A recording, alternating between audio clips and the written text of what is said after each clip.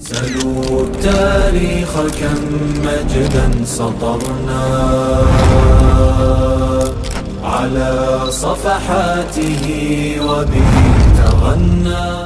ومن لم يحكم بما أنزل الله فأولئك هم الكافرون فأولئك هم الظالمون فأولئك هم الفاسقون. په دې دریو آیاتونو کې په مختلفو الفاظو تعبیر کوي. هغه چا چې الله جل جلاله په قرآن باندې موضوع به خلاص کړو ان شاء الله کمه پات ډېر خو سره درازه نه سوه. الله جل فرمایي هغه څوک چې د الله جل جلاله په نازل کړي هغه حکم مثال کوم څه چې الله نازل کړي په هغه باندې حکم ونه کوي نو فاولئک هم الکافرون، یعنی په هغه باندې حکم فیصله ونه کوي، کوم کتاب الله ما ته رالیږلی، کوم قوانین الله ما ته رالیږلي، دا سړی د کفر درجې ته رسېږي. او دا بیا مختلف مراتب دي. دا سړی ظالم ده، دا سړی فاسق ده. که یو څوک دا اعتقاد ولري چې نعوذ بالله من ذلک دا دیموکراسي سیکولریزم او کمونیزم او مختلف نظامونه چې موجود په دنیا کې دا د اسلامي نظام برابر دي او یا ترې نه فوق دي، برابر دي او یا ترې نه فوق دي، او زه هغه ته رجوع کوم. که په دې اعتقاد باندې څوک ووایي چې دا سړی پاک له ایمان نه خلاصېږي، که یو څوک وایي چې دیموکراسي ده، سیکولریزم،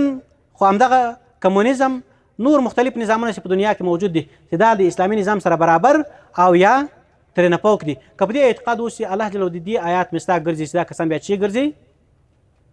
د کفر درجې ته رسېږي، او یا هم ظلم هم کله کله اطلاق په کفر باندې راځي. خو که چېرته مرتبه ادنا شي خو دا معنی که اعتقاد دا ولري چې دغه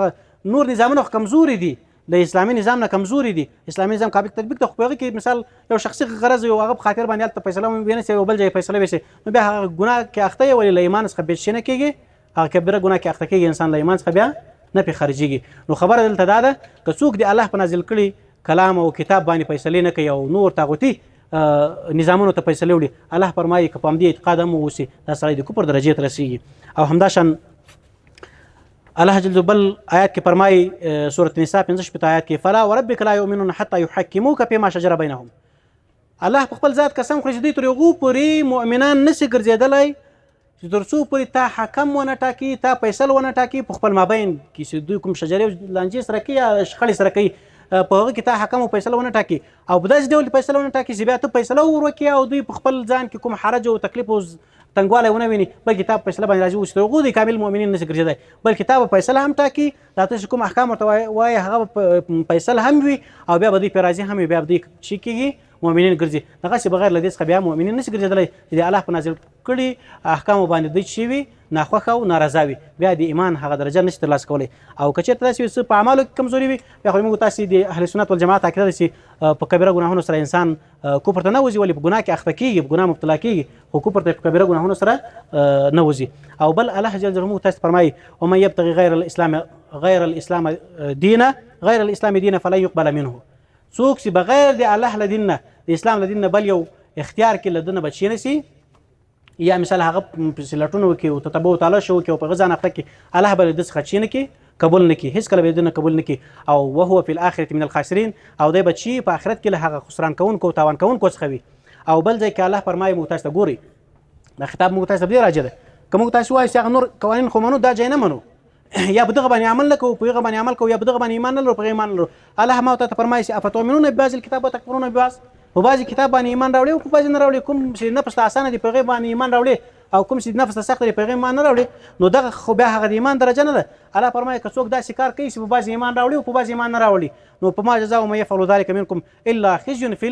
الحیاة الدنیا ویوم القیامة یردون الی اشد العذاب. په دنیا کې به له رسوایي سره له پښیماني سره له رسوایي سره مخامخ کړي او په آخرت کې به الله فرمایي زه دوی به اشد عذاب ته شي کمه واپس کم او دوی به په اشد عذاب باندې مبتلا کم. او دلته یوه وروستۍ مسئلې ته راځو او نور بحث راخلاص کوو. هغه دا ده چې دلته دغه جمهوریت کې هغه معیار د حق او د باطل دا اکثریت و شی و. که چېرته پارلمان اکثر رای پاس کړي نو دا به د حق معیار یې هغه قانون به پاس کېږي، که اکثر رای رامنځته نه شي بیا به چی کېږي هغه یا کامیابي ته نه رسېږي یا به هغه قانون نه تصویبېږي. او الله جل جلاله رسول الله ته په کتاب کې فرمایي وان تطع اکثر من فی الارض یضلک عن سبیل الله.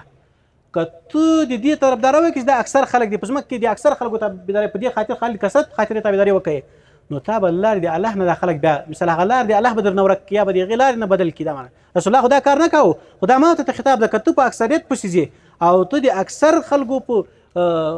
رایه باندې مثال سي ولا اکثریت سو نور دا د حق معیار سو او نور حق خپل سي کوم الله ټاکلی هغه په نظر کې ونه نیسي او یوازې معیار دغه اکثریت ورته ونیسي، دا به تا له خپلې حقه لارې نه چې کړي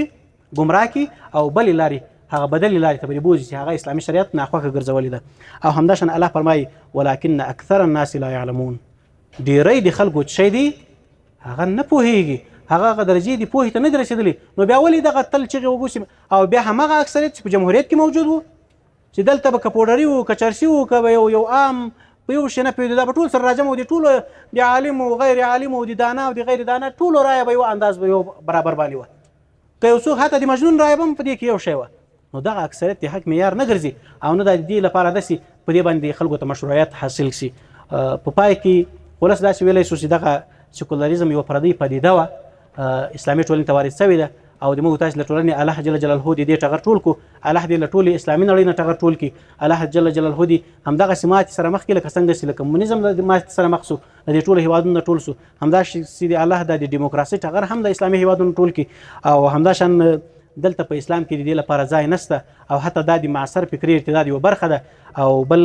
د دې په مقابل کې موږ تاسې د اسلام یو جامع تګلاره موجوده ده، یو جامع نظام لرو او موږ تاسې کوشش باید وکړو چې په هغه باندې عمل وکړو او په هغه باندې پوهه او علم ترلاسه کړو او د هغه اړوند معلومات لاسته راوړو. واخر دعوانا ان الحمد لله رب العالمين. تهاب الأسد وطأتنا لأننا